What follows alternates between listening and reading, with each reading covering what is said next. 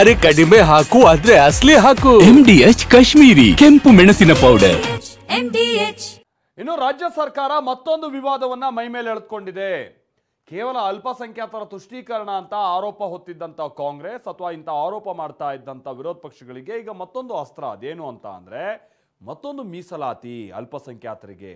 ಇದು ವಿವಾದದ ಕಿಡಿ ಹೊತ್ತಿಸ್ತಾ ಇದೆ. ಈಗ ಯಾವ ವಿಚಾರವಾಗಿ ಇವರು ಮೀಸಲಾತಿ ಕೊಡೋದಕ್ಕೆ ಹೊರಡ್ತಾ ಇರುವಂಥದ್ದು ಅಥವಾ ಮೀಸಲಾತಿ ಹೆಚ್ಚಿಸ್ತಾ ಇರುವಂಥದ್ದು ಬನ್ನಿ ರಿಪೋರ್ಟ್ ಅಲ್ಲಿ ನೋಡ್ಕೊಳ್ಳೋಣ. ಗುತ್ತಿಗೆ ಆಯಿತು, ವಸತಿ ಯೋಜನೆಗಳಲ್ಲೂ ಅಲ್ಪಸಂಖ್ಯಾತರಿಗೆ ಮೀಸಲಾತಿ ಹೆಚ್ಚಳ. ಸರ್ಕಾರದ ಮೀಸಲಾತಿ ಹೆಚ್ಚಳ ನಿರ್ಧಾರಕ್ಕೆ ವಿಪಕ್ಷ ಬಿಜೆಪಿ ಕೆಂಡಾಮಂಡಲ. ಕೆಲ ತಿಂಗಳ ಹಿಂದೆ ಸರ್ಕಾರಿ ಕಾಮಗಾರಿಗಳ ಗುತ್ತಿಗೆಯಲ್ಲಿ ಅಲ್ಪಸಂಖ್ಯಾತರಿಗೆ 4% ಮೀಸಲಾತಿಯನ್ನ ಕಾಂಗ್ರೆಸ್ ಸರ್ಕಾರ ನೀಡಿತು. ಆ ವಿವಾದ ಇನ್ನು ರಾಜ್ಯಪಾಲರ ಅಂಗಳದಲ್ಲಿರುವಾಗಲೇ ಸರ್ಕಾರ ತೆಗೆದುಕೊಂಡಿರುವ ಮತ್ತೊಂದು ಮೀಸಲಾತಿ ಹೆಚ್ಚಳದ ನಿರ್ಧಾರ ಕಮಲ ಪಾಳೆಯವನ್ನ ಕೆರಳಿಸಿದೆ.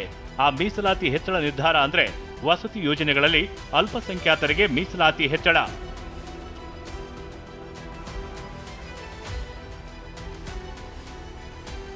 ಸರ್ಕಾರದ ಗ್ರಾಮೀಣ ಮತ್ತು ನಗರ ಭಾಗದ ವಸತಿ ಯೋಜನೆಗಳಲ್ಲಿ ಅಲ್ಪಸಂಖ್ಯಾತರಿಗೆ ಸದ್ಯ 10% ಮೀಸಲಾತಿ ಇದೆ. ವಸತಿ ಸಚಿವ ಜಮೀರ್ ಅಹಮದ್ ಒತ್ತಡದ ಮೇರೆಗೆ ಅಲ್ಪಸಂಖ್ಯಾತ ಸಮುದಾಯಕ್ಕೆ ಸರ್ಕಾರದ ವಸತಿ ಯೋಜನೆಗಳಲ್ಲಿ ಮೀಸಲಾತಿ ಹೆಚ್ಚಳ ಮಾಡಿ ಆದೇಶ ಹೊರಡಿಸಲಾಗಿದೆ. ಅಂದ್ರೆ 10% ಇದ್ದ ಮೀಸಲಾತಿಯನ್ನ 15% ಹೆಚ್ಚಳ ಮಾಡಿ ಕ್ಯಾಬಿನೆಟ್ ಅನುಮೋದನೆ ನೀಡಿದೆ.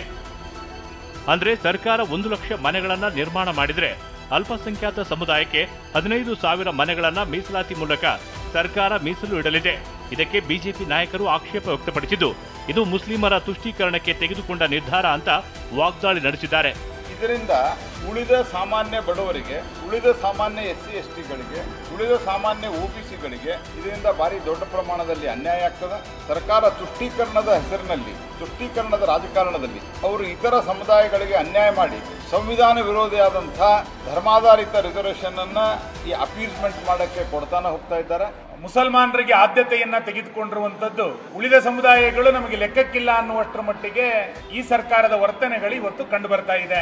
ಈ ಸರ್ಕಾರವನ್ನ ಯಾವುದೋ ಮಂತ್ರಿಮಂಡಲ ನಡೆಸ್ತಾ ಇದೆ ಅಂತ ಅನ್ಸೋದಿಲ್ಲ. ಬದಲಾಗಿ ಇನ್ಯಾವುದೋ ರಾಜ್ಯದ ಮೌಲ್ವಿಗಳ ಸಲಹೆಯನ್ನ ಇಟ್ಟುಕೊಂಡು ಈ ಸರ್ಕಾರ ಆಡಳಿತವನ್ನ ನಡೆಸ್ತಾ ಇದೆ ಎನ್ನುವಷ್ಟರ ಮಟ್ಟಿಗೆ ಅನುಮಾನಗಳು ಇವತ್ತು ನಿರ್ಮಾಣ ಆಗ್ತಾ ಇದೆ. ನೀವ್ಯಾಕೆ ಜಾತಿ ಕೇಳ್ತೀರಿ? ನೀವ್ಯಾಕೆ ಮತಿ ಆಧಾರಿತ ಮೀಸಲಾತಿ ಕೊಡ್ತೀರಿ? ನಿಮ್ ಹುನ್ನಾರ ಏನು? ನಿಮ್ ಷಡ್ಯಂತ್ರ ಏನು? ನನಗನ್ಸುತ್ತೆ ಬಾಂಗ್ಲಾದೇಶಿ ಅಕ್ರಮ ನುಸುಳುಕೋರರನ್ನ ಸೆಟ್ಲ್ ಮಾಡಿಸೋದಕ್ಕೇನೆ ನೀವು ಷಡ್ಯಂತ್ರ ನಡೆಸಿದಿರಿ. ಒಂದ್ ರೀತಿ ಈ ಸರ್ಕಾರ ಟಿಪ್ಪು ಸುಲ್ತಾನ್ ಸರ್ಕಾರ ಆಗಿದೆ ಅಂತ ಅನಿಸ್ತಾ ಇದೆ. ರಾಜ್ಯ ಬಿಜೆಪಿ ರಾಜ್ಯಾಧ್ಯಕ್ಷ BY ವಿಜೇಂದ್ರ ಟ್ವೀಟ್ ಮೂಲಕ ಕಾಂಗ್ರೆಸ್ ಸರ್ಕಾರ ಬಹುಮನಿ ಸುಲ್ತಾನರ ಆಳ್ವಿಕೆಯನ್ನ ರಾಜ್ಯದಲ್ಲಿ ಮರುಸ್ಥಾಪಿಸಲು ಹೊರಟಿದೆ ಅಂತ ಕಿಡಿಕಾರಿದ್ದಾರೆ.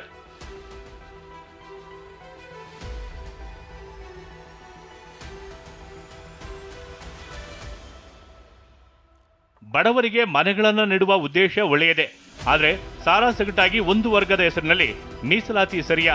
ಕೇವಲ ಅಲ್ಪಸಂಖ್ಯಾತರು ಮಾತ್ರ ವಸತಿ ರಹಿತರ? ವಸತಿ ರಹಿತರ ಸಂಖ್ಯೆ ಸಮುದಾಯಕ್ಕೆ ಸಂಬಂಧಪಟ್ಟಂತೆ ಸರ್ಕಾರದ ಬಳಿ ಯಾವ ವರದಿ ಇದೆ?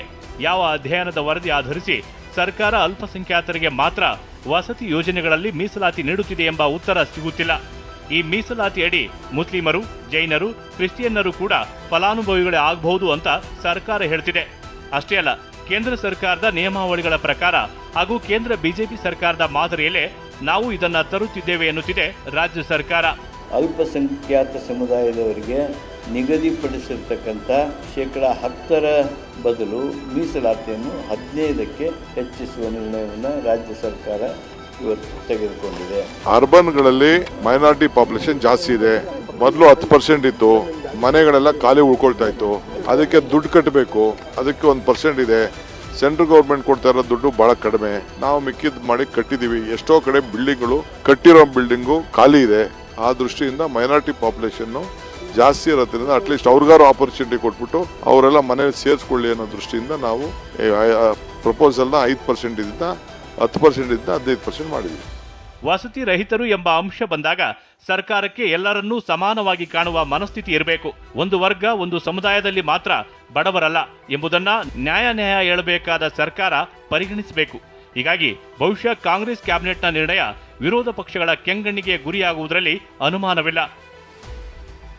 ಪ್ರಸನ್ನ ಗಾಂವ್ಕರ್, TV9 ಬೆಂಗಳೂರು.